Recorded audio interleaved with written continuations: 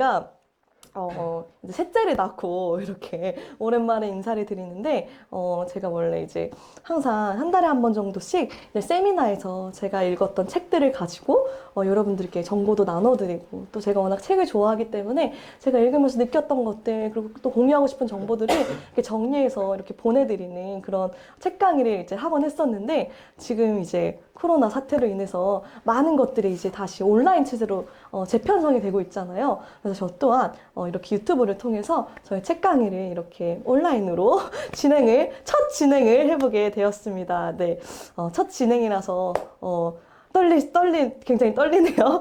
네, 이게 정말 떨리네요. 하지만 네, 잘 해보겠습니다. 제가 이번에 또 여러분들께 소개해드리기 위해서 가지고 온 책은요, 바로 이 에이트라는 책입니다. 에이트 보이세요? 잘 보이나요? 이 에이트, 일단 뭐 말이 필요 없어요. 이지성 작가님의 신작입니다. 웬만큼 책을 읽으셨다 하시는 분들은 이지성 작가님 모르시는 분 없으실 거예요.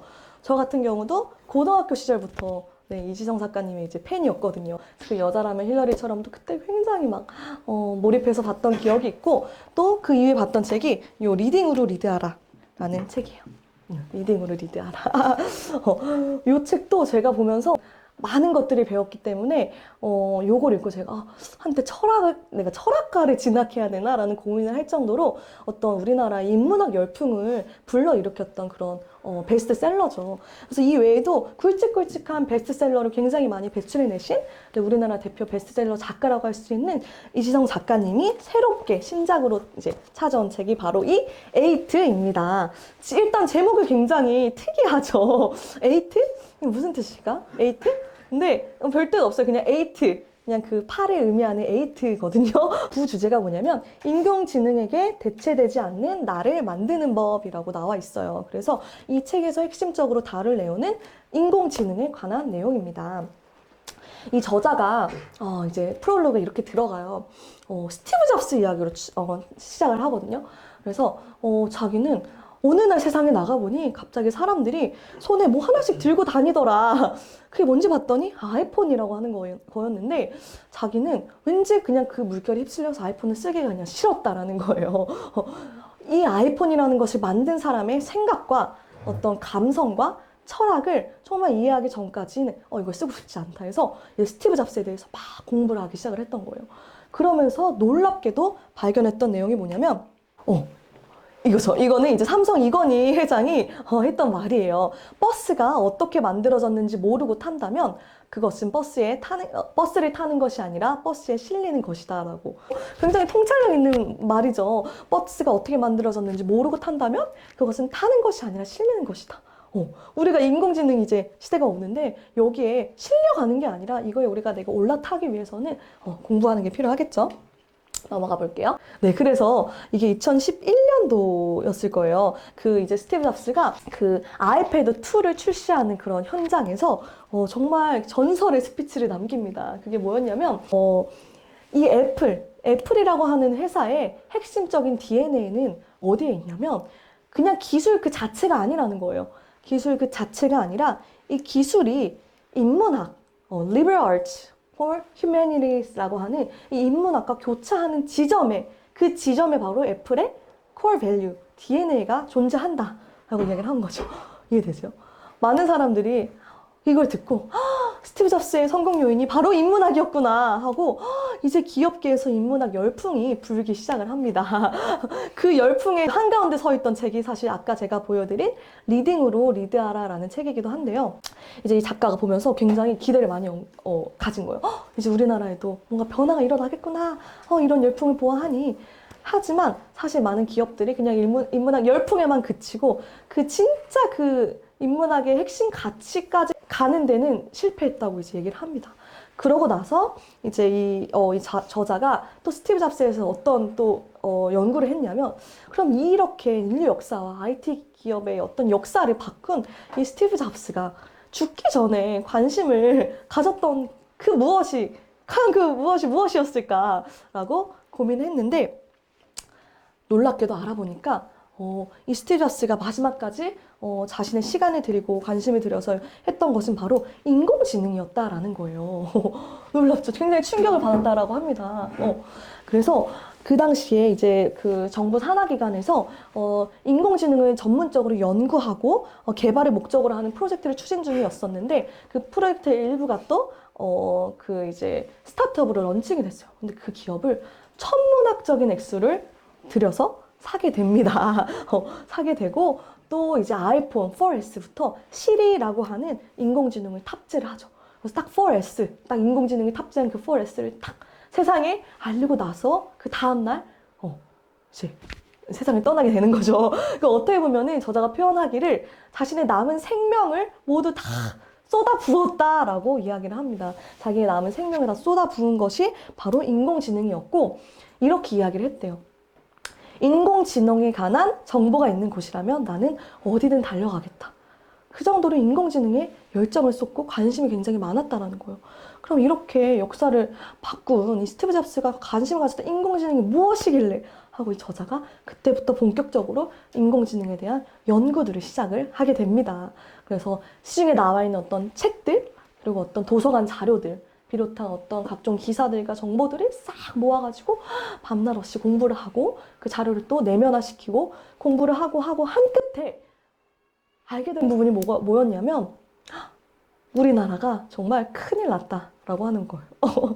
우리나라가 이대로 우리가 너무 많이 뒤쳐졌는데 이렇게 관심이 없고 이렇게 준비를 하지 않고서야 되겠나라는 마음으로 이거를 정말 개개인에게 왜 개인 한 명 한 명의 역량이 국민성을 만들어내고 그 역량을 만들어내는 것이기 때문에 한 명 한 명에게 이거를 준비시켜줘야겠다는 그런 마음을 갖고 그러니까 어떤 일종의 작가로서의 사명을 안고 이 책을 쓰게 된 것이죠.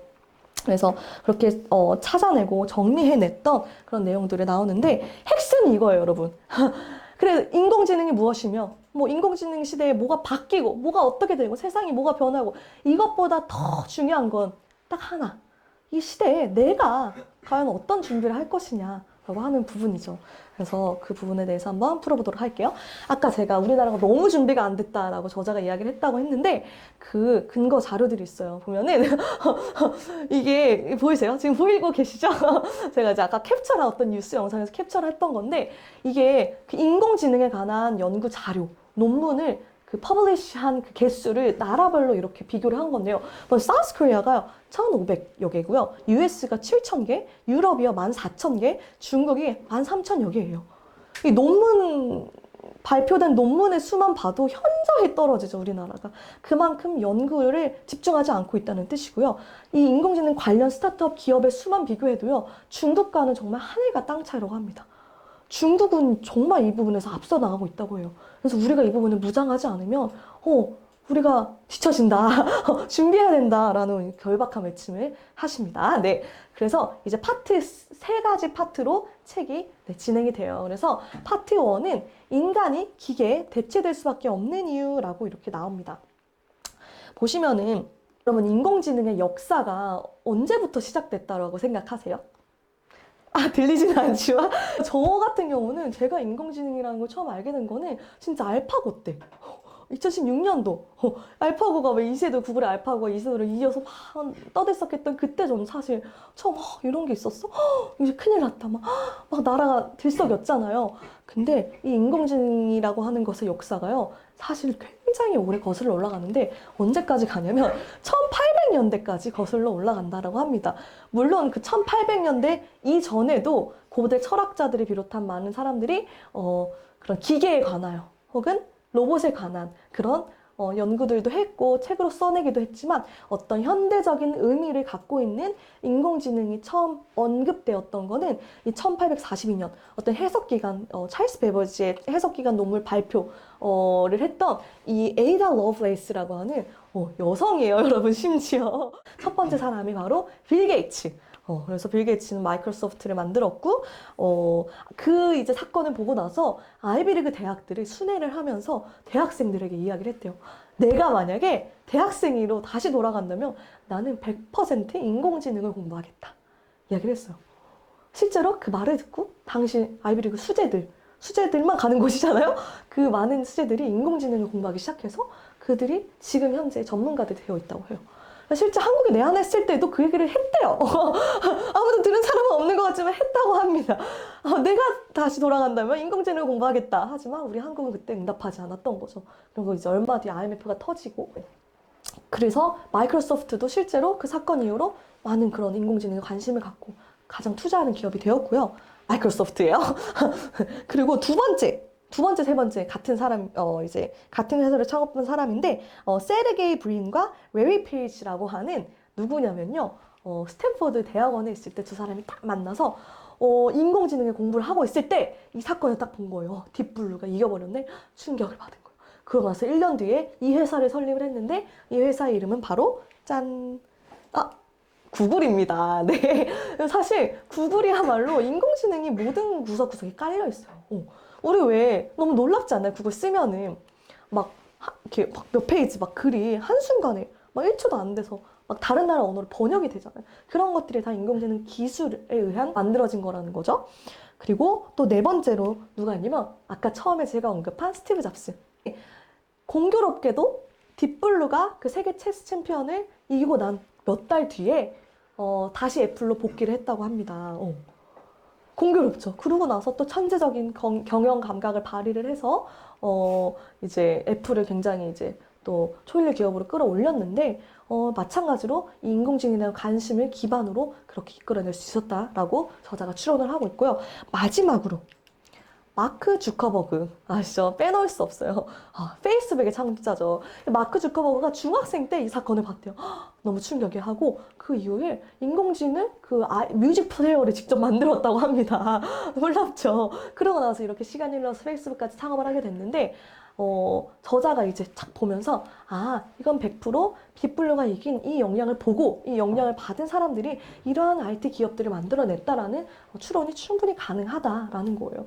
어떻게 보면은 굉장히 일찌감치 서양에서는 무려 이제 1990년대부터 많은 시간을 이 인공지능을 활용한 기업을 만들고 이 산업을 빌드업하는데 시간을 들여왔다라는 거죠.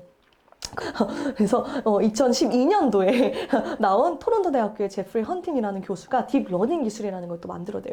뭐냐면 인공지능 안에 어떤 기계 지능이라는 게 있는데 그 안에 또 딥러닝 기술이 이건 뭐냐면 그 전까지는 내가 인풋을 줘야 이 인공지능이 스스로 이것을 이렇게 이제 딜릿하고 이거 뭔가 결과를 도출할 수 있었는데 이제 딥러닝 시스템이 개발이 이렇게 탁 되면서는 스스로 데이터를 모아서 알아서 추론하고 알아서 이것을 해내는 능력이 생겨버린 거예요. 놀랍게도.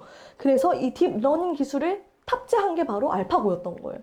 그래서 알파고를 탑재를 해서 이제 이세돌한테 탁 보내는 거죠. 그래서 그 이세돌한테 보내는 얘기를 하는데, 그러니까 이제 한국에 보낸 거잖아요. 사실 이 한국에 딱 보낸 건요, 약간 이런 의미였대요. 우리 예전에도 조선시대 때, 그리고 일제시대 때도 서양에서는 이미 산업혁명을 완성시키고 나서 약간 그 흑선을 딱 일본에 보내가지고 따분하게 너네 문을 열어라 하고 안 열 수 없게끔 강제로 이제 이걸 문을 개방할 수밖에 없게끔 보낸 그런 느낌과 비슷한 게 바로 2016년도에 미국에서 알파고를 우리나라에 탁 보낸 그 알파고 쇼였다고 해요. 너네 지금 이 상황이다. 준비해도 어쩔 거냐? 준비된 거 있냐? 우리한테 기술을 사고 우리 돈을 받고 뭐 이런 느낌이었다고 합니다. 굉장히 놀랍죠. 그래서 이 역사를 되풀이하지 않기 위해서라도 우리가 더 공부를 해야 되는데 그러면서 이제 그 저자가 교육에 대해서 또 파트 1에서 언급을 합니다. 여러분 잘 따라하고 계신가요? 제가 너무 막 혼자 달리고 있나요? 교육에 대해서 언급을 하는데 지금 보시면은 강남의 8학군들 정말 내놓으라는 그 학군 좋은 곳조차도요 주입식 교육을 아직도 벗어나지 못하고 있다라는 거죠. 보면은 이 주입식 교육은 그럼 어디서 시작이 되었는가? 주입식 교육 보면은 그 독일의 프러시아에서 이제 일본에게 왔고 일본에서 일제 때 우리나라에 이렇게 수출을 한 형태의 교육 방식인데 한마디로 대량 노동자, 공장 노동자를 대량으로 만들어내기 위해서 도입했던 게 바로 지금 현대 우리가 사용하고 있는 공립교육 시스템이라고 하는 거예요. 놀랍죠? 그러니까 진짜 똑같다고 하더라고요. 보면은 군대에서 딱 위에서 야, 해! 이러면 밑에서 아래서 쫙 하는 거라 뭐 어떤 공장에서 딱 위에가 해! 이러면 그래서 하는 거라 학교에서 선생님이 뭐 해! 하고 그래서 하고 탁 그러니까 지시받는 거에 의해서 뭔가를 착착착 해 나가는 게 똑같다고 해요. 그렇기 때문에 개개인이 갖고 있는 창의성과 어떤 내가 진짜 속에서부터 갖고 있는 어떤 크리에이티브한 것들, 내 진짜 어떤 개성과 재능들을 살리는 게 아니라 그것을 말살시키는 형태의 교육이라고 하는 거죠. 그래서 이 싱귤레리티 유니버시티라고 하는 게 뭐냐면 2008년도에 설립이 되었는데요. 이미 2008년도 그쵸, 굉장히 오래됐죠. 인공지능 시대가 올 텐데 인공지능에게 지배받지 않는 인류를 만드는 그런 클래스를 만드는 것을 양성하는 그런 교육기관인 거예요. 그래서 이때 무려 굉장히 많은 미국의 젊은 청년들이 싱귤레리티의 교육 철학에 관심을 갖고 몰려들었다고 합니다. 근데 만약에 저자가 이야기해요. 2008년도에 미국에 이런 인공지능을 우리가 인공지능에 지배받지 않는 준비를 시켜주는 이런 교육기관이 있는데 3주 정도 하고요. 몇 천만이 들어요. 들어보실래요? 라고 하면 한국인들 거의 다 무슨 그런 것을 손살이 쳤을 거라는 거예요. 그리고 최근에도 기업 2세들 어떤 이제 내노라는 경영 2세의 경영진들에게 이런 걸 소개를 했더니 다들 관심이 없었다고 합니다. 놀랍게도. 그리고 여전히 우리의 교육에 머물러 있는 거죠. 교육이 많이 바뀌어야 됩니다. 그리고 아까 말한 그 딥러닝 시스템이 만들어지고 나서 약 3년 후에 어떤 일이 일어났냐면 무크 아시는 분들 아실 거예요. 이게 뭐냐면 매시브 오픈 온라인 코र्스다. 그래서 한마디로 아이비리그 내노라는 스탠포드나 하버드와 같은 그런 내노라는 아이비리그의 그 대학 강의를요 무료로 온라인에 공유해 주는 거예요. 이제는요 굳이 거기 입학하려고 애를 쓰지 않아도 세계적인 석학이 모여있고 세계적인 교수진들이 포진되어 있는 그 대학교의 강의를요 무료로 온라인으로 듣고 수강을 할 수가 있는 시대가 왔다라는 거예요. 놀라운 거는 이걸 이렇게 시행을 할 때 표면적인 이유는 이거였어요. 우리는 교육의 민주화를 지향한다. 우리 이걸 오픈하겠다, 공유하겠다. 막 되게 좋게 포장을 해서 이것을 만들어냈지만 그 이면에는 어떤 게 숨어 있었냐면 이제 강의로 교육하는 시대는 끝났다라는 거예요. 강의로 학습할 수 있는 시대는 끝났고요. 이 새롭게 인공지능을 통해 형성된 이 시대에는요. 강의 위주의 교육이 아니라 다른 대체할 수 있는 교육이 필요하다. 그래서 우리는 모든 강의를 폐지를 시키는 거예요. 본인들은, 이 아이비리그에서는. 실제로 2019년도부터는 존스 홉킨스를 비롯한 의과 대학들도요, 강의를 폐지시킨대요. 강의. 놀랍죠? 본인들은 강의를 폐지시키고 우리한테는 이걸 오픈을 하는 거죠. 왜? 그래야 본인들의 학문적인 기득권이 계속 유지가 될 수 있는 거죠. 그래야 계속 인공지능 시대, AI 시대에도 앞서 나갈 수 있다라는 거죠.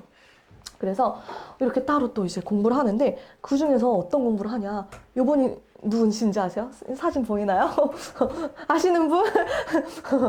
앨런 머스크예요. 앨런 머스크 굉장히 유명한 이제 아이언맨의 모델이기도 하고 테슬라와 스페이스X의 이제 창시자이기도 한데 앨런 머스크한테 5명의 자녀가 있어요. five boys가 있는데 당연히 실리콘밸리에서 가장 리딩하는 기업의 오너인데 이분은 거칠 게 없잖아요. 최상위권에 속하는 미래형 사립학교를 보내고 있었음에도 불구하고 만족을 못 하시는 거예요. 이건 아닌데? 이 정도로는 부족한데? 이거는 인공지능 시대에 이 정도 교육을 받아서는 살아남을 수 없어. 리더가 될 수 없어. 지배하는 인류가 될 수 없어. 그래서 뭘 했냐면 학교를 만들었어요. 자기 5명의 아이들을 보낼 학교를 그냥 만들어버린 거예요. 그래서 이거에 대한 인터뷰를 제가 봤는데 이게 인터뷰가 물어보더라고요. 아니 왜 그 에드에스트라라고 하는 학교를 어떻게 만들게 되셨나요? 라고 물어보니까 나는 어렸을 때 학교 가는 걸 정말 싫어했다. 이거 완전 고문이었다 나한테 이야기를 하는데 그 학교에서 수학을 가르쳐 주지만 왜 수학을 배워야 하는지는 안 알려준다라는 거예요. 근데 지금 이제 앞으로의 다가올 시대에서 중요한 거는 수학 공식을 알고 이런 게 중요한 게 아니라 어떤 전반적인 큰 그림을 볼 줄 알고 그 정말 왜라고 하는 그 질문에 정말 대답할 수 있는 그런 어떤 사고력과 추론력이 필요한데 그것을 현재 학교들이 감당하기에는 너무 역부족이어서 아이가 차렸다.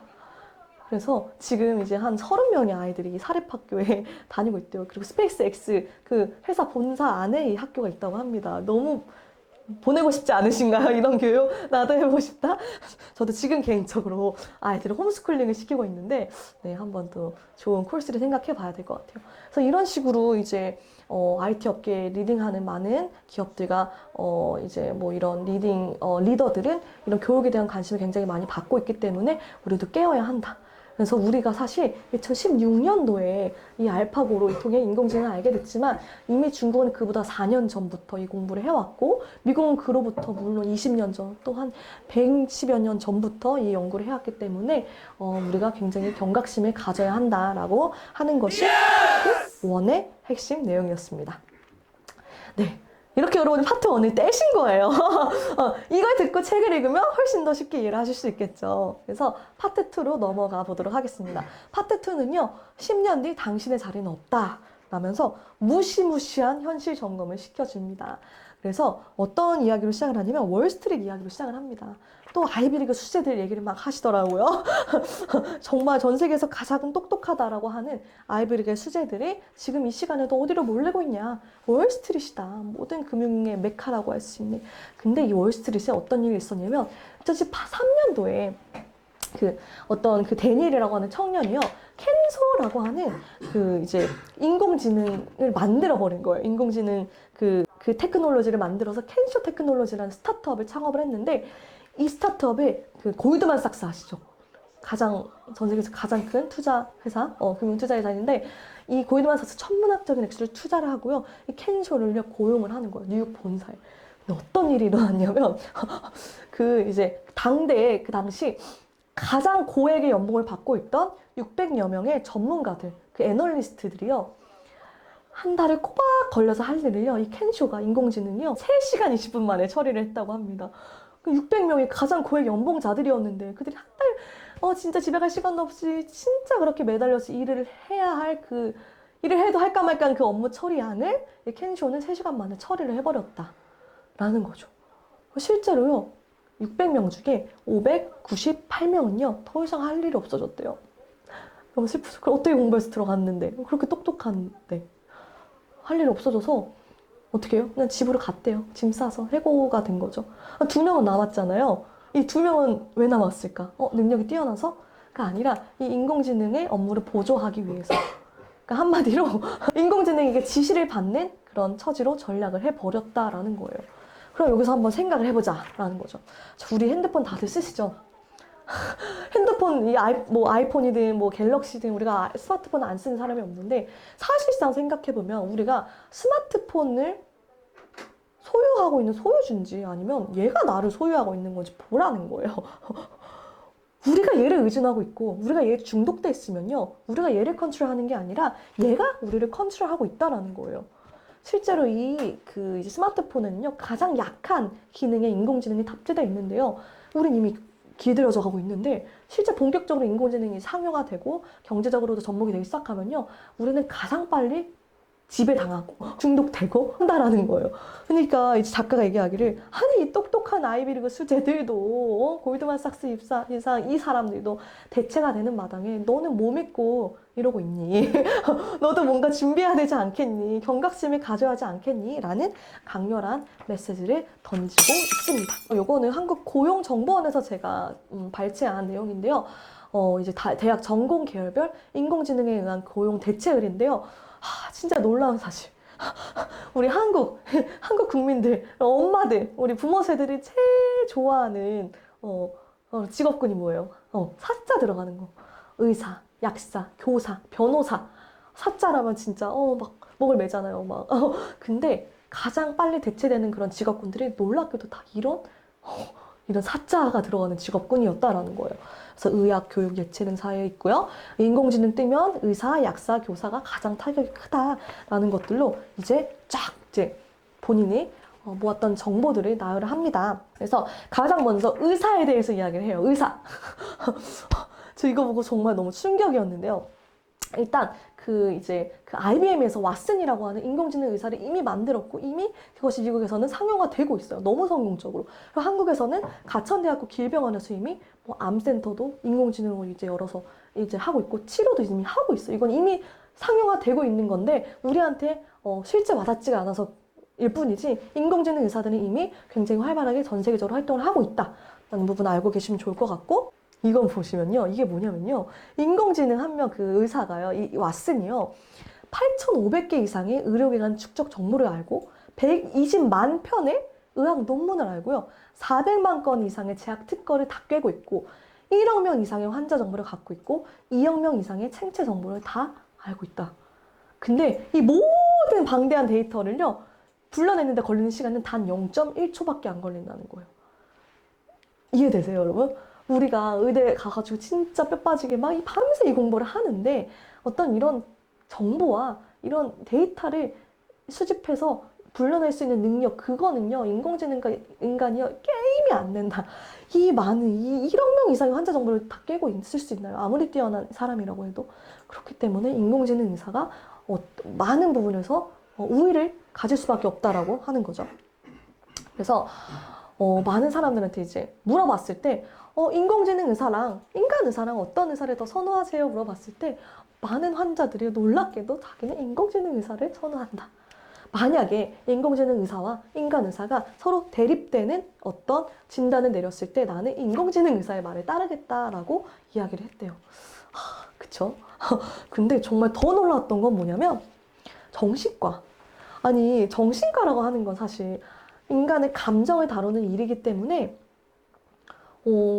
절대 대체될 수 없을 거라고 예상을 했지만 그러니까 인공지능 정신 의사들이요 가장 많이 이제 지금 앞서 나가고 있다고 해요. 왜냐면요 이 정신과 환자들이 사람이니까 자기의 속 얘기를 마음껏 정말 진짜 터놓고 이야기하기가 쉽지 않은 거예요. 사람이. 근데 인공지능 의사에게는 그런 거리낌 없이 정말 어떠한 걱정도 없이 본인의 모든 걸 다 이야기할 수 있고 또 거기에 대해서 처방을 받을 수 있고 해서 인공지능 정신과 의사가 가장 선호도가 높다고 해요. 이것도 굉장히 놀랍죠? 네, 그리고 이거 보면은 4차 산업혁명 시 전문직의 미래라고 하는 책에 보면은 또 다양한 내용이 나오는데 약사도 이제 나옵니다. 약사. 같은 맥락이에요. 약사. 보면은 인간 약사는요 평균 100건 중에 약 1.7건의 조제 실수를 범할 확률을 가지고 있다고 해요. 이게 별거 아닌 것 같지만요. 이게 한 40만 건으로 넘어간다 그러면요. 약 6,800건의 조제 실수가 있을 수 있다라는 거예요. 확률적으로. 그럼 그 6,800건의 조제 실수 가운데 만약에 정말 위료사고라도 나지 않으리라는 법이 없잖아요. 연결이 될 수도 있는 거잖아요. 그런데 이 모든 조제 실수 확률을요. 빵으로 줄이는 게 바로 인공지능 약사들이 하고 있는 일이다. 실제 미국에서 캘리포니아 등에서는 인공지능 그리고 일본에서도 마찬가지로 인공지능 약사들로만 이루어지. 그래서 딱 처방을 주면요, 기계가 알아서 탁탁탁탁 이게 제조를 해요. 확인까지 딱 해요. 약사가 할 일이 없는 거예요. 약사가 손으로 제조했던 거를 기계가 다 하는 거죠. 그래서 가장 빨리 대체가 되고 또 하나는 뭐냐면 위생적이다라는 거예요. 인공지능 약사들 그러니까 구조적으로 훨씬 인간보다 위생적일 수밖에 없다라는 거죠. 그래서 선호도가 훨씬 높다라는 거. 그리고 이제 세 번째로는 변호사예요. 이미 이제 이 법조계에서도 리걸 테크라고 하는 것을 비롯해서 많은 어떤 인공지능이 도입이 되고 있는데 이 법조계도 보면요 정말 재밌는 게 이 사법부에 대한 국민 신뢰도 사실 많이들 우리 느끼시잖아요. 이 판사의 이거에 대해 얼마나 우리가 신뢰를 갖고 있느냐 하는 거예요. 전관 예우라는 것도 있고, 우리나라 무전 유죄, 유전 무죄. 이게 너무 이제 그렇잖아요. 사람이다 보니까 가장 그 권위 있는 그런 판결을 벌이는 그런 유럽의 어떤 그런 거기에서는 인공지능 판사가 그걸 하고 있대요, 실제로. 근데 그 확률이 훨씬 높고 정말 깔끔하게 잘 한다라는 거. 그래서 국민들 신뢰 가능성이 높아진다라는 거. 이것도 또 하나의 새로운 관점이죠. 그리고 인공지능 변호사인 로스고 실제 활동을 하고 있는데 이 미국이 독립한 이후 243년 동안 생성된 모든 법률 정보를 다 저장하고 있다. 그리고 무려 1초에 10억 장씩을 분석하고 적용을 할 수 있다. 마찬가지로 아무리 인간 변호사가 뛰어나다 한들 이 로스 당할 수가 없겠죠. 대체될 확률이 굉장히 높다라는 거. 그리고 다 같은 시간에 인간 변호사는 300건의 일을 처리할 수 있고 인공지능 변호사는 60만 건의 어떤 그런 법률적인 일을 할 수 있다는 거예요. 그래서 인건비가 무려 80%가 감소를 해서 굉장히 법조계에서도 인공지능을 이제 선호하는 추세라고 합니다. 놀랍죠? 아, 그리고 또 하나. 그 인공지능 판사가 도입이 되면요, 이 판결을 내리는 속도도 굉장히 빨라진대요. 그럴 수밖에 없죠. 우리 막 몇 년에서 몇십 년 막 딜레이가 되는 경우도 있는데 그럴 가능성이 없고 한 번에 빠르게. 게다가 그 법률 결과는 훨씬 더 공평하고 공평하게 내릴 수 있다는 게 큰 장점이겠죠. 그 외에도 뭐 이제 교사도 있어요, 여러분. 아니야, 교사는 절대 아닐 거야. 왜? 아이들과 함께 교류하고 교감이 나뉘어하기 때문에 교사만큼은 대체될 수 없어 라고 했지만 실제 전 세계적으로 인공지능 교사들이요, 뭐 중국에는 유치원에 이미 200여 개에 도입이 돼 있고 여러 나라에서 이미 활성화가 되고 있는데요. 효과가 굉장히 좋대요. 특히 어떤 면에서 효과가 좋냐면 자폐 아동 치료 같은 거. 그래서 전통 교육법의 치료 효과인 3%보다 무려 23배가 높은 70%의 효과율을 자랑한다고 해요. 이거는 생각해봤어요. 왜 그럴까? 보면요, 왜 아이들이 인공지능 교사를 그렇게 좋아하고, 특히 뭐 왕따 문제를 겪고 있는 아이들도 인공지능 교사 함께 했을 때 치료 이게 좋아질 확률도 훨씬 높고, 여러모로 문제 아들도 그렇고 일반 아이들도 그렇고 너무 좋아하는데 여러 가지 이유가 있는데, 일단 편애를 하지 않는다라는 거예요. 우리 인간 교사는 아무리 교사지만 인간이기 때문에 나도 모르게 편애하는 아이가 있고 조금 이런 감정이 섞여서 나갈 수가 있지만, 인공지능 교사는 그럴 일이 전혀 없다는 거예요. 편견도 없이 나도 모르게 인상을 찌푸리거나 나도 모르게 누군가를 편애하거나 나도 모르게 화를 낼 그런 어떤 가능성이 전혀 없이 정말 항상 온화하고 항상 다정하고 항상 그런 모습으로 아이들을 대하고 가르친다라는 거예요. 가르치는 거에서도 이제 비교가 안 되는, 예를 들어서 안녕이라는 말을 이 인공지능은요, 각계 나라 현존하는 모든 언어와 무려 그 전에 존재했던 언어들로까지도 번역을 해서 다 알려줄 수 있는, 지식의 양도 이제 다르잖아요. 그러니까 훨씬 뛰어난 효과를 거두고 있다고 해요. 그래서 교사도 이제 대체될 확률이 굉장히 높은 직업군에 속한다라는 거. 근데 여러분, 이게 중요한 게 아니라요. 넘겨볼게요. 이게 이제 시작이라는 거예요. 보시면 여기 아까 싱귤레리티, 테크놀로지컬 싱귤레리티라고 하는 이 특이점이라는 건 뭐냐면, 이 특이점 이후로 이 인공지능이 갖고 있는 지식이 우리 인간의 모든 지식을 뛰어넘는 지점이 오는데, 그때부터 기하급수적으로 이 모든 게 확 커진다라고 하는 거예요. 그렇기 때문에 이건 이제 시작이고, 이 특이점을요, 이 전문 미래학자가요, 2045년도로 보고 있어요. 2045년도니까 지금 얼마 남았죠? 25년이 남았어요. 뭐 많이 남았네 할 수도 있지만, 그게 가만히 있다 2045년에 딱 가서 이게 아니라 지금부터 슬슬 이렇게 모든 것들이 새로운 구조로 재편성되고 있다라는 거예요. 지금부터 나는 준비를 해야 된다라는 거죠. 그래서 이 새로운 계급 구조에 대해서 또 설명을 하는데요.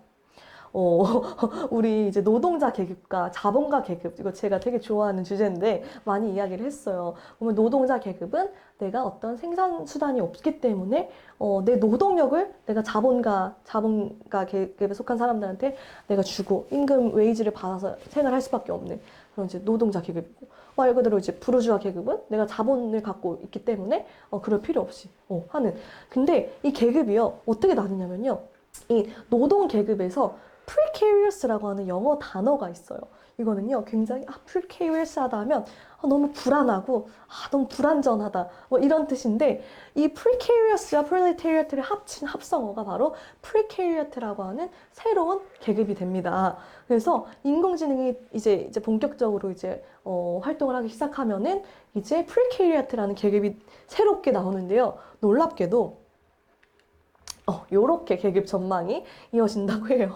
자, 보시겠어요? 자, 99.997%는 다 단순 노동자들인데요. 다 누구냐? 현재 직장인, 자영업 등등의 사람들이 다 프레케리아트 계급으로 이렇게 편성이 되고요. 나머지 3계급은요, AI예요. 놀랍죠? 우리가 AI보다 더 하층 계급에 속하는 사람들이 되는 거예요. 그리고 제2계급은 어떤 플랫폼을 갖고 있는, 플랫폼 내에 어떤 인기를 갖고 있는 뭐 유명 스타나 뭐 연예인이나 어떤 뭐 유튜브 스타 같은 것들, 뭐 네트워크를 갖고 있는 오너들, 이런 이제 계층이 되는 거고, 1계급은 이런 플랫폼 자체를 이제 만들어버린 소유한 기업인, 아까 말한 그런 앨런 머스크나 빌 게이츠나 뭐 이런 사람들이 되겠죠.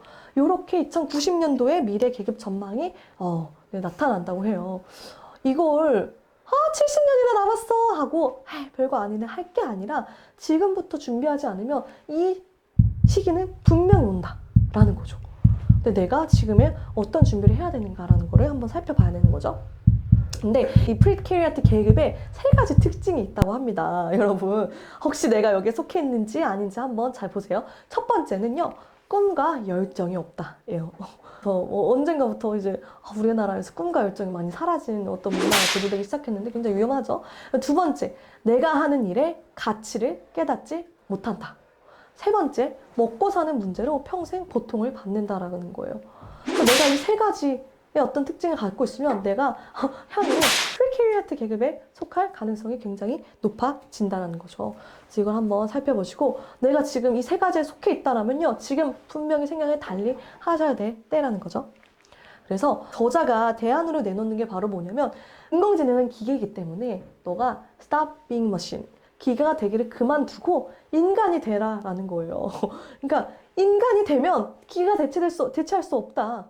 그 인간이 된다라는 건 뭐냐? 인간만이 갖고 있을 수 있는 고유의 능력을 내가 내 안에서 찾고 발휘하고 개발하고 향상시킨다라는 거예요.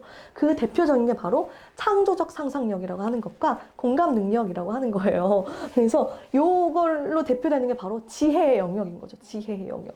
그러니까 인공지능은 대표적으로 정보와 기술을 가지고 활동을 하고, 이 정보와 기술을 내가 흡수하고 터득하는 데 있어서는 타의 추종을 불허하지만, 인간이 고유적으로 갖고 있는 이 창조적으로 상상하는 것, 또 타인의 어떤 감정과 고통을 공감할 수 있는 이런 능력들, 어떤 이런 내 안의 어떤 영적인 어떤 지혜들, 이런 것들은요, 절대로 인공지능이 넘볼 수 없는 그런 영역이라는 거예요.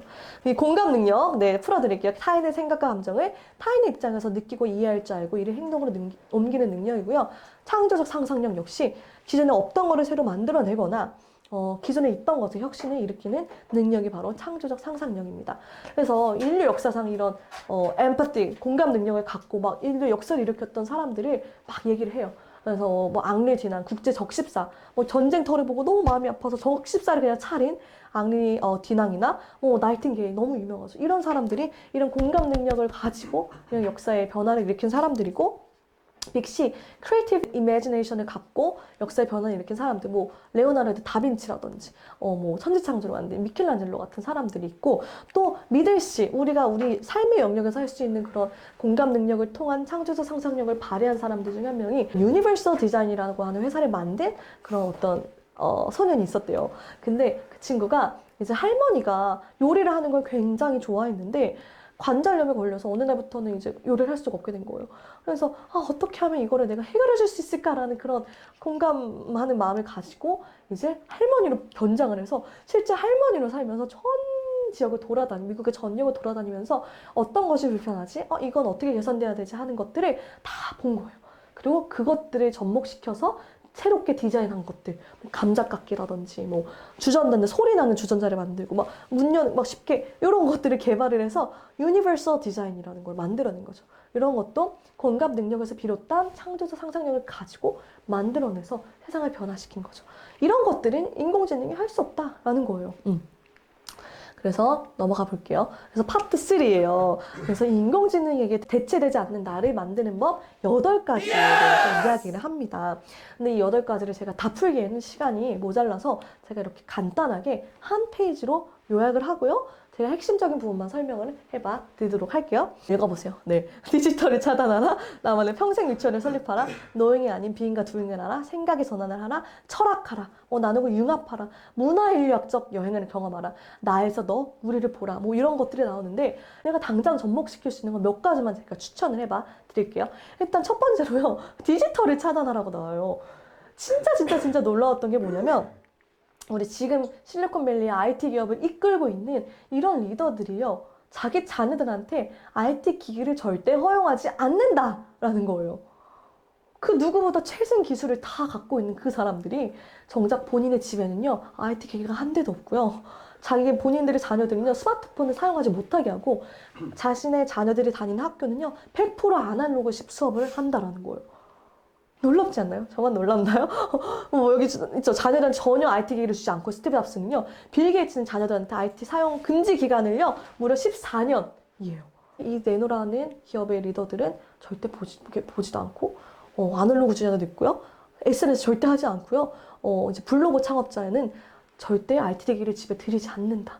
그만큼 생각하는 능력의 중요성을 이들은 그 누구보다 안다라는 거예요. 그래서 대신 뭘 권유하냐? 이렇게 내가 생각하는 능력을 내가 확보할 수 있어야만 이 IT 문화를요, 내가 소비자의 입장에서 받아들이는 게 아니라 이것을 창조자의 입장에서 이것을 볼 수 있다라는 거예요. 그렇게 교육을 시켜야지 내가 새로운 IT 기기와 기술을 발명할 수 있는 사람이 된다는 거예요. 저도 스마트폰을 보내고 아이들은 스마트폰을 보여주지 않으려고 굉장히 노력하는데, 제가 또 이제 정말 지난해년부터 뭘 했냐면, 이제 일단 SNS를 좀 줄이자라는 걸 스스로 했어요. 왜냐면 저도 모르게 SNS에 제가 시간을 굉장히 많이 보내고 있더라고요. 그냥 틈만 나면 생각을 하지 않고 SNS만 이렇게 내려보는 거예요. 너무 당연하게, 너무 습관적으로. 그래서 이건 좀 아닌 것 같다 해서 이제 SNS도 끊고요. 그리고 이제 제가 이제 셋째를 임신을 하고 이제 출산을 했잖아요. 임신 기간에는 또 막달에 이제 아예 그걸 했어요. 미디어 금식이라는 걸 한번 했어요. 그래서 인터넷 들어가는 앱까지, 그 아이콘까지 제가 지워버렸어요. 인터넷에 내가 접속하지 않아 봐야겠다. 그 시간에 내가 어떤 책을 보고 또 성경을 보고 정말 내 안에서 나에게 주어진 것들을 내가 한번 딥하게 한번 찾아보는 그런 시간을, 나만의 시간을 한번 가져봐야겠다라는 그런 결정을 내리고 그 미디어 금식 기간을 좀 가졌었는데, 그 효과가 정말 엄청났어요. 그러니까 어떤 효과가 있었냐면요, 그냥 멍 때리게 되는 거예요. 이렇게 멍을 때리고 있어요. 근데 그 멍 때리는 게요, 그 멍 때리는 동안요, 엄청난 제 뇌 안에서는 많은 것들이 융합되고 재창조가 일어나고 재편성이 되면서 그냥 봐왔던 것들이 탁탁탁탁 뭔가가 영감이 탁탁 떠오르는 거예요. 그게 제가 그 빈 시간에 막 스마트폰 유튜브 막 보고 막 이런 거 봤을 때는 전혀 그럴 시간조차 없었죠. 계속 정보를 받아들이기 바빴는데, 제가 그런 금식하라 하는 기간을 갖고 나서는 혼자 생각하고 뭔가를 집중할 수 있는 그 힘이요, 그 전보다 훨씬 말도 못하게 커졌어요. 멍 때리는 게 정말 좋았다. 결론, 정말 멍을 때려야 된다. 우리 스마트폰을 다 손에서 놔야 된다. 안 그러면은 인공지능의 지배를 받는다라고 하는 것이죠. 네, 그렇게 하고 유치원 얘기를 했어요. 그러니까 내 유년기 시절을 내가 정말 발견하고 그때 정말 상상하고 꿈꿨던 것들, 정말 거칠 것이 없이 뭐든지 상상하고요. 또 애들이 몰입도가 장난이 아니에요. 저희 애들끼리요, 정말 뭐도 없이, 장난감도 없이 너무 잘 놀아요. 막 역할극 하는데 막 실제 상황인 것처럼 너무 몰입해서 상황에 맞게 얼마나 저희 아이들이 잘 노는지 몰라요. 그게 어디서 나오냐? 상상력이에요, 상상력. 창조적인 상상력이요, 무한한 거예요. 아이들이 다 천재성을 갖고 있는 거예요. 한계가 없어요. 굉장히 자유롭죠. 굉장히 크리에이티브하고 창의적이죠. 요 유년기 시절, 유치원 때 받았던 이 유년기 시절의 나의 이 창의성과 창조성을 내가 다시 내 안에서 되살릴 수 있다면, 그때 내 감정을 기억해낼 수 있다면 그 사람을 평생 창의적으로 살 수 있다라는 거예요. 그래서 나만의 평생 유치원을 설립해라 라고 추천을 하는 거죠. 네. 그리고 노잉하지 말고 비잉하라. 그리고 doing하라라는 내용이 나와요. 우리 이거 많이 얘기했잖아요. 이거 로버트 기요사키도 이제 얘기했던 것 중에 하나인데, being이라는 게 뭐냐, 아마 이걸 가지고도 한 시간을 떠들어야 될 것 같은데, 내가 된다라는 거야. being. 그러니까 비동사 ing이죠. 문법적으로 being. 그러니까 그냥 내가 나로 존재한다라는 거예요. 존재적 생성이라고도 하는데, 이 being 하는 건요, 일단 내가 나를 정말 알아야 돼요. 내가 누구인지.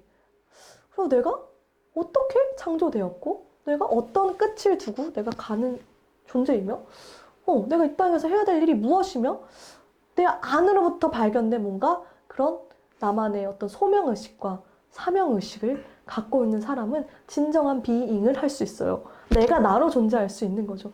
제가 이거를 할 수 있게 된 게 아까 말한 제가 미디어 금식을 하고 정말 많은 시간을 제가 기도에 투자하고 책을 보고 성경을 읽으면서 정말 깊이 있게 탐구하고 저의 내면과 어떤 교류를 하고 저를 돌아보고 이런 시간을 많이 가졌어요. 그 시간이요. 저한테는 너무너무 귀한 시간이에요. 표현할 수가 없어요. 정말. 그러면서 제가 진짜 내가 이런 사람이고 내가 이렇게 창조되었고 신앙적인 관점을 봤을 때 내가 이런 하나님의 사랑을 받는 존재이고 내가 이러한 가능성과 잠재력을 갖고 있고 내가 이러한 것들을 할 수 있구나. 정말 그게 내 안으로부터 딱 정립이 되자 정말 제가 저로 그제야 비로소 존재하기 시작한 거죠. 다른 사람이 만들어낸 나, 사회가 만들어낸 나, 어떤 부모님이 만들어준 그런 것들이 아니라 내가 내 안으로부터 정말 찾아내고 기쁘게 발견해낸 그 무엇을 가지고 내가 나로 존재하는 것. 그것이 아마 비잉이 아닐까 싶은데요. 이 비잉은요 굉장히 중요해요. 왜냐하면 앞으로의 시대는요 자기만의 세상을 창조한 사람들이 리드를 하는 시대인 거예요. 그러니까 남들이 만들어 놓은 세상, 이 세계에 내가 들어가서 이런 사람은 이제 아까 말한 99.997%의 탑승할 가능성이 굉장히 높지만 내가 내 안으로부터 찾아낸 뭔가 나만의 것이 있어. 이건 누구에게도 대체될 수 없는 내 거야. 이건 완벽히 내 거야. 하는 그런 나만의 컨텐츠가 있다라는 거는 나만의 그 컨텐츠를 기반으로 나만의 세상을 창조해 나갈 수 있다는 거예요. 나만의 세계를. 또 지금 얼마나 좋아요. 이런 여러 가지 1인 기업, 1인 방송을 통해서 얼마든지 그것을 실현시킬 수 있는 시대가 왔다라는 거예요. 그래서 나의 세계를 만들기 위해서라도 내가 나의 색깔을 찾아야 되고 정말 나만이 할 수 있는 그 무언가, 그러니까 내가 나로 존재할 때 그것을 찾을 수 있겠죠. 이것을 해야 되는데 이게 제가 말을 잘 하고 있는지 모르겠지만 하여간 저는 미디어 금식을 통해서 정말 많은 이득을 보고 그런 시간을 제가 확보를 했다라는 것을 정말 강추드립니다. 파트너 여러분들과 많은 방송을 보고 계시는 여러분들 잠시라도 어떤 뉴스나 지금 또 긴박하게 알아야 되는 것들도 있겠지만 그런 시간으로부터 잠시 내가 정말 혼자 생각하고 사색할 수 있는 정말 think through 할 수 있는 시간을 가지면 좋겠다라는 거죠. 그리고 넘겨주세요. 큐. 이런 얘기가 나와요. 당신의 삶을 돌아보라. 내가 이것들을 추구하면서 살지 않고 이것들을 내 삶에 녹여내고 이걸 실현시키면서 살지 않았다면 정말 다시 생각해 봐야 된다. 아까 말한 의사, 약사, 변호사 이런 것들이 대체될 확률이 높은 이유가 뭐냐면요. 놀랍게도 조사를 해봤더니 이들이요. 진짜 그 환자의 아픔에 절절하게 공감을 해내면서 막 그 아픔에 공감을 해주고 그거를 막 이런 사람들이 거의 없었다라는 거예요. 그냥 기계적으로 처리했기 때문에 기계가 정말 대체하는 그런 직업군이 된다라는 거예요. 근데 그러지 않고 이런 것들, 인간을 인간답게 만들어주는 이런 가치들을 추구하면서 사는 삶은 대체될 수 없다라는 거죠. 이런 문구도 나옵니다. 그동안 우리 사회는요, 한국 사회를 이야기하는 거예요. 인류 역사상 가장 기계적인 사회로 만들기 위해 노력해왔다라는 거예요. 당신이 기계가 아니고 인간이구나. 내가 human being, 인간이구나를 깨닫는 바로 그 순간이 인공지능을 이길 수 있는 바로 그 순간이다. 이야기를 합니다. 우리가 근데 맨날 직장 가고, 기계적으로 보고, 이렇게 하다 보면은 그냥 기계인지 인간인지 모르고 살지만 그것이 아니라 아까 말한 그런 인간을 인간답게 만들어주는 그런 핵심 가치들을 추구하면서 살아야 한다라고 이야기를 하는 거죠. I see humans but no humanity. 인간은 보지만 humanities, 인간다움을 보지 못하는 이런 사회에서 정말 인간다움에 대해서 우리가 다시 생각해보고 이거를 끄집어내야 한다라는 거죠. 그래서 생각하는 행위에 대해서 또 이야기를 합니다. 그러니까 우리 그 철학에 대해서 또 굉장히 많이 나와요. 철학하라. 인간 고유의 능력은 철학하는 무기다. 그리고 실제로 IT 기업을 리드하고 있는 이 리딩 기업들과 그 기업의 오너들, 수장들은 대부분 다 철학에 목을 메고 아까 말한 그 에데스트라, 앨런 머스크가 만든 그 학교의 핵심도 철학하는 거.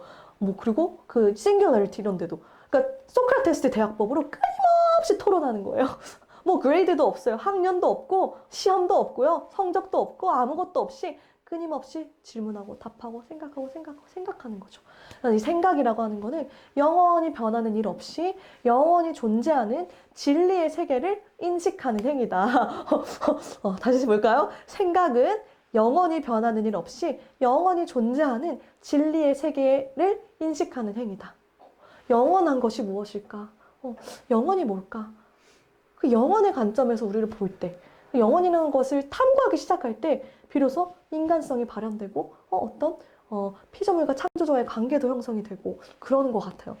그래서 넘어가 보면 또 제가 이제 막 미디어 금식을 하면서 생각을 해냈던 건데 C 영어 단어가 있어요. C가 있고요. perceive라는 단어가 있어요. C는 뭐냐면 보는 거예요. I see you. 저는 이제 보는 거죠, 여러분들. 저 보이시죠? 지금 저를 C하고 있고, watch하고 있고, 아무튼 볼 수 있는데, C가 있지만, C는 그냥 단순히 보는 행위를 뜻한다면, perceive 하는 건 뭐냐면, to really think through 하는 거죠. 그 이면을 보는 거예요. 한마디로 통찰력을 갖고 바라보는 행위예요.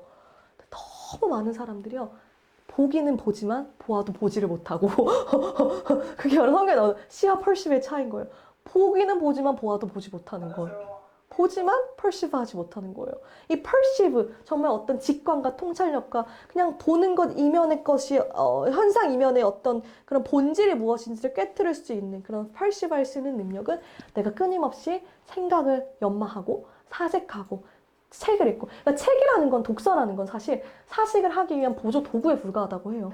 사색이 더 중요한 거예요. 독서를 많이 하는 게 중요한 게 아니라. 그만큼 내 생각을 개발시키고. 그래서 seeing 하는 게 아니라 perceiving 할 때 인간이 인간다워질 수 있다라고 제가 이야기를 하는 것이고요. 요거는 또 잠언 구절이에요. 제가 왜 영어로 썼는지 다 이거 보시면 이해하실 거라고 믿습니다. 보면은요, 이게 제가 이제 또 이제 막 조리원에서도 그렇고 진짜 막 이렇게 성경을 많이 열심히 읽었던 시기를 지금도 갖고 있는데 너무 좋아서 제가 가지고 왔어요. 뭐라고 나오냐면 하우스, 집이 지어지는 거는 지혜로 지어지고요. 이게 세워지는 거, establish 되는 거는요, understanding, 명철을 통해서 세워지고요. 그리고 그 집 안에 있는 각종 방들이 있잖아요. 이 방들을 금은보화로 채워 넣는 거는 무엇을 통해서냐? 지식을 통해서다라는 거예요. 너무 좋았어요. 결국 이 기반이 되는 거, 하우스를 빌드하는 거는 지혜다. 지혜가 뭔지에 대해서는 또 굉장히 잠언에서 많이 나오고 많은 책들이 있지만 지혜를 통해서 할 수 있죠. 그리고 명철, 아까 말한 perceiving 할 때 understanding이 생기는 거예요. 정말 직관하고 내가 통찰할 수 있는 그런 이해력을 통해서 이 집이 세워지고요. 그리고 그 세워진 집을 가득 채우는 것은 바로 지식이다라는 거죠. 뭐 하나 빼놓을 수 없다라는 거예요. 지혜만 있어도 안 되고, 물론 세우려면 지혜가 있어야 되고, 하지만 결국 금은보화로 또 가득 채우려면 우리가 이 시대에 맞는 지식들도 구비되어 있어야 된다라는 거죠. 그래서 요거를 나눴고요. 제가 요거를 다시 보여드린 이유는요, 너무 중요하기 때문이에요. 이거를 절대 간과하지 마시고 내일이 아니야 라고 생각하지 마시고, 이런 시대가 오는데 이 인공지능 시대에 내가 살아남을 사람인지 아니면 지배받을 사람인지를 한번 오늘 이 시간에 내 자신을 뒤돌아보고 한번 점검해 보셨으면 좋겠어요. 내가 지금 속해 있는 산업 현장부터, 내가 하고 있는 일, 내가 반복적으로 하는 일들의 형태, 내가 주로 하고 있는 사고 방식, 생각들, 이런 많은 것들, 내 삶의 방식부터 많은 것들을 한번 지금 재점검하고 리뷰잉 해볼 수 있는 시간을 가지시면 좋을 것 같아요. 그래서 우리가 이 프리캐리어트 계급을 절대로 하면 안 되잖아요. 그러니까 이렇게 내가 올라갈 수 있는 많은 이런 방법들, 여기 이제 AT에서 얘기하는 방법들을 통해서 터득하시면 좋을 것 같고요. 마지막으로 제가 이거 너무 좋은 내용이어서 나눕니다. 또 영어지만 한국어 번역어 있어요. 뭐냐면 if you fail to prepare, you're prepared to fail. 뭐냐면 if you fail to prepare, 당신이 준비하는데 실패한다면 당신은 실패하기를 준비하는 것이다. 소름 돋지 않나요? 당신은 준비하는데 실패하면요, 당신은 곧 이코르 실패하길 준비하고 있다라는 거예요. You're prepared to fail. 실패되길 준비하고 있다라는 거죠. 놀랍지 않나요? 이러한 시대가 이제 다가오고 있고, 인공지능이라고 하는 것을 중심으로 많은 것들이 재편성되고 있는데, 내가 어떤 것을 준비해야 될지, 나의 삶은 지금 어떠한지 점검을 해보시는 그런 시간을 가지면 좋겠습니다. 오늘의 책은 에이트였고요. 다음 이 시간, 또 이제 다음 주 매주 금요일 8시마다 제가 이런 책을 소개하는 시간을 가질 건데요. 다음 주에는 또 엄청난 책으로 여러분들을 만나뵙도록 하겠습니다. 이렇게 실시간 온라인 라이브로 진행하는 게 처음이어서 어땠을지 모르겠는데, 여러분들께 많은 도움이 됐기를 바라면서 이 책 정말 어렵지 않아요. 정말 쉽고 간결한 문체로 쓰여져 있기 때문에 한 번쯤은 꼭 확인을 빌려서라도 한번 보시고 준비하는 시간을 가지시면 좋겠습니다. 네, 지금까지 저희 방송을 시청해주셔서 너무나 감사드리고요. 다음 주 이 시간에 찾아뵙도록 하겠습니다. 감사합니다.